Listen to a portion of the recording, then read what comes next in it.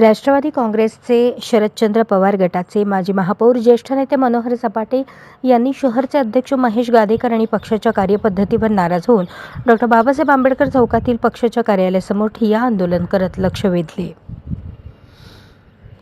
सपाटे यांनी शहराध्यक्ष गादेकर यांच्यावर भ्रष्टाचाराचे आरोप करत राष्ट्रवादी काँग्रेस शरदचंद्र पवार आणि राष्ट्रवादी काँग्रेस अजित पवार या दोन्ही पक्षाची युती व्हावी अशी मागणी केली. प्रभाग क्रमांक 7 मधून इच्छुक सपाटे यांना शरदचंद्र राष्ट्रवादी काँग्रेसचे उमेदवारी नाकारल्याचे समजताच नाराज झालेले आणि चिडलेल्या सपाटे यांनी पक्षाच्या कार्यालयासमोरच आंदोलन करत लक्ष वेधले. मात्र सायंकाळच्या सुमारास त्यांचे पुतणे आणि काँग्रेस प्रभाग क्रमांक 7 मधील शरदचंद्र पवार राष्ट्रवादी काँग्रेसकडून इच्छुक असलेले उमेदवार ज्ञानेश्वर सपाटे यांनी मात्र शिवसेनेचे जिल्हाप्रमुख अमोल शिंदे यांच्या उपस्थितीत धनुष्यबाण हाती घेत शिवसेनेत प्रवेश केला.